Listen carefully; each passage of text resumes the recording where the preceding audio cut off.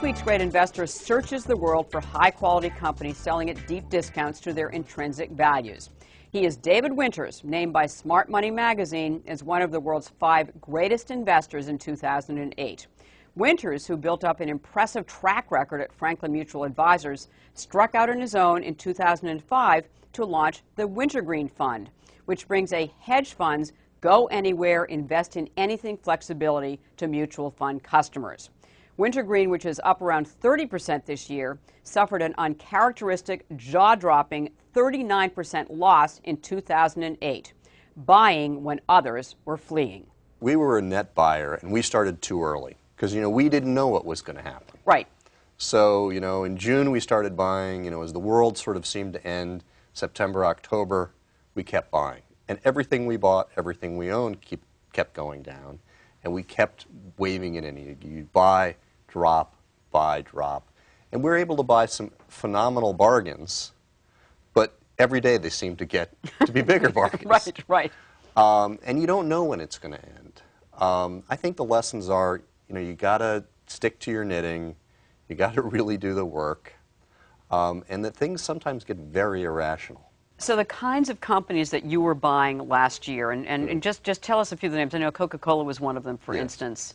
What were some of the others? Well, we bought things like, Nestle, Coca-Cola. We added to things like, Berkshire Hathaway, which are well known. We bought, more names in Switzerland like Richemont, which is the, really owns Cartier. We added to a lot of sort of very high-quality names. We bought a gas play in Canada called Birchcliff that we think is very undervalued. So we really went on a global treasure hunt. And, we bought Goldman Sachs. That was another example. And that was one we bought. It went down, And, we liked what they were saying, which was, we do mark-to-market accounting. And the reality is Goldman needed money as well, but they're fine.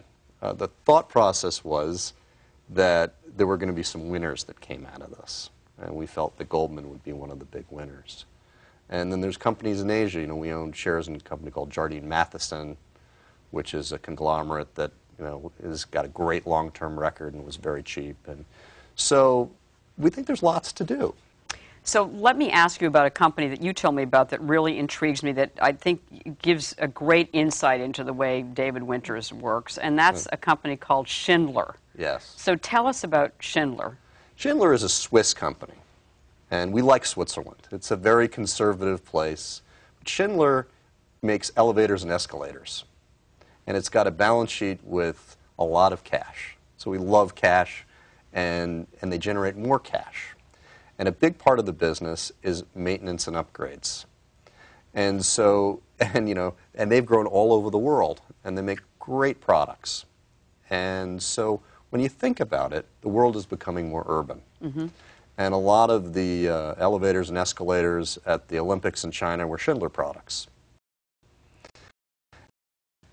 And so, the world cannot live without elevators and escalators.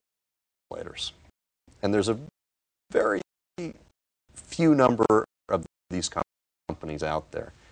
And Schindler's a pure play.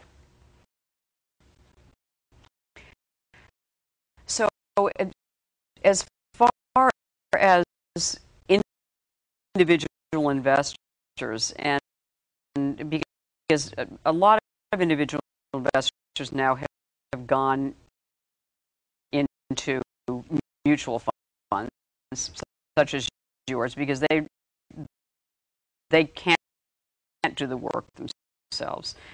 But there's probably nothing that can quite substitute for the feeling of owning a company and feeling like you're a business owner as well, and seeing a company thrive and do well.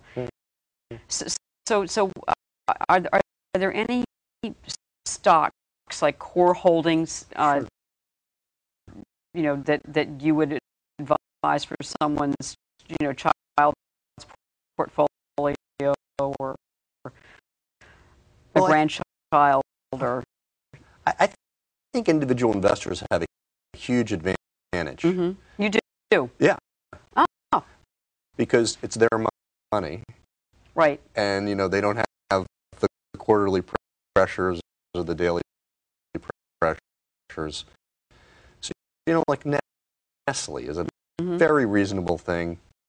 Recently, a friend of mine's wife asked me, well, what should I buy for my grandkids? And I said Nestle, and she instantly got it. Because it's chocolate bars, pet food, and other things. Right. And they've got pricing power, nice yield, and they're working for the shareholders. Nestle would be an example. You can read the annual and understand it. And certainly a kid can appreciate it and understand it as well. Absolutely.